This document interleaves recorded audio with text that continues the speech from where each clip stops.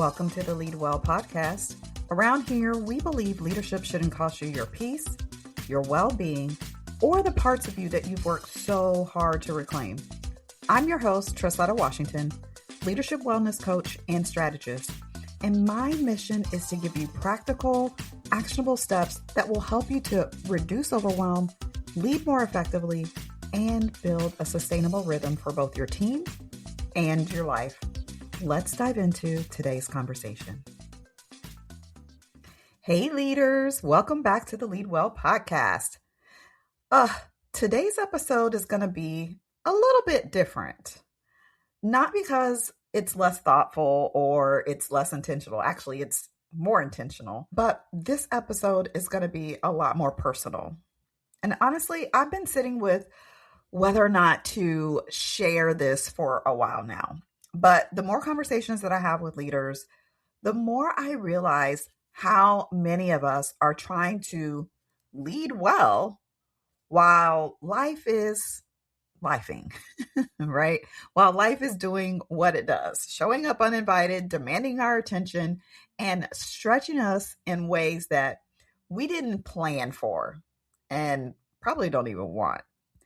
And so this season that I'm in right now, the season of caregiving, caring for my father has really been that for me. And I want to talk about it not as this really neat story with a lesson at the end, but as something that I'm just actively living through, something that I'm actively walking through, learning from, and adjusting to in real time. Because caregiving has a way of humbling you. It brings up love and responsibility, but grief and gratitude all at the same time. And it doesn't ask you if your calendar is clear for you to feel all these emotions, or if you have finalized or wrapped up your goals for the quarter. It just comes rushing into your life and says, this is what matters now. Now, what I didn't fully expect was how much it would impact my capacity as a leader. Not my skill, not my experience, but my capacity. And there really is a big difference. You know, life transitions like caregiving don't erase what you know how to do. What happens is they change how much energy, focus, and emotional bandwidth you have access to on any given day. And I think that some leaders struggle to really identify this because we're just so used to equating consistency with competence. And there's this tension that I have personally been feeling during the season. It's a tension between responsibility and my humanity, wanting to show up fully for the people that I love while also showing up, wanting to show up fully for the work and the leaders who depend on me. It's this gentle, well, sometimes not so gentle, but there's this pull to not let anyone down.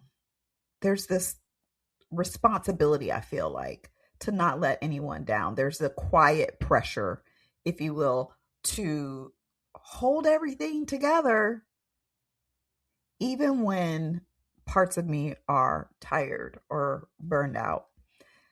And caregiving has really forced me to pay closer attention to my energy, my presence, and my pace in a way that I didn't really pay attention to before.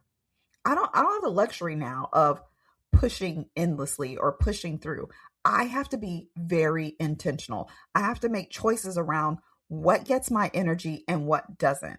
And I've learned that presence and intentionality matter way more than productivity, both in my personal life and in leadership. Leading while personally stretched feels different. Even the smallest decisions take more energy. Emotional bandwidth can feel stretched thin, and there are days when I'm fully capable, but I'm not fully resourced, meaning I know exactly what needs to be done. I can see the path forward very clearly. I've got clarity, but the energy that it takes to carry it from start to finish, it's a no call, no show. Right? That energy just isn't there in the same way that maybe it used to be. And admitting that to myself honestly has been very uncomfortable because we have been conditioned to push past our limits instead of listening to them. And I see this in so many leaders that I work with, right? We're taught to push through. We're taught to power forward and just figure it out later. But caregiving has made it impossible for me to ignore my limits. And in a strange way, it's kind of been a gift. You know, this season has taught me a lot about grace and boundaries, extending grace, especially to myself, letting go of unrealistic expectations, and,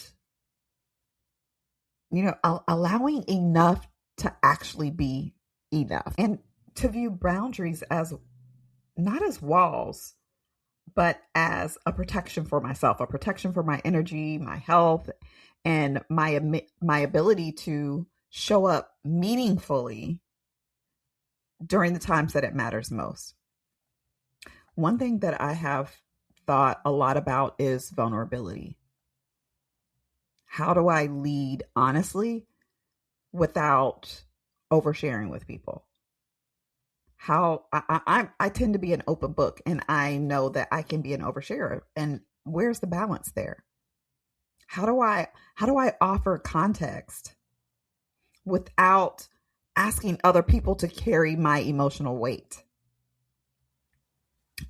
And what I've learned is that vulnerability in leadership, it's not about disclosure. It's not about telling your entire life story. It's really about authenticity.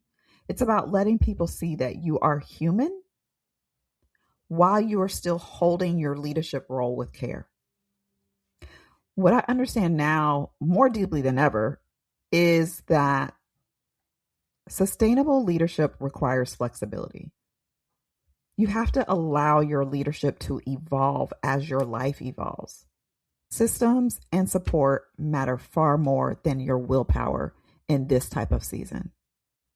I wouldn't have guessed it, but caregiving has really reshaped my leadership philosophy. I'm not as interested in doing more. And I have really shifted my focus to doing the things that matter most.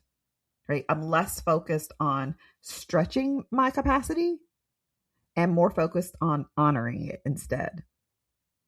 I'm not as driven by urgency. I've allowed for intentionality to guide me. If you're in a hard season right now, whether you're caregiving for your elderly parents, whether you're experiencing grief, health challenges, or something else entirely, I want you to hear this clearly. You are not failing because the season looks much differently than you expected. Having to adjust how you lead doesn't mean that something has gone wrong. It just means that you're responding to your life with wisdom instead of denial. And you don't have to navigate these seasons alone. That's part of why I created the Lead Well Academy.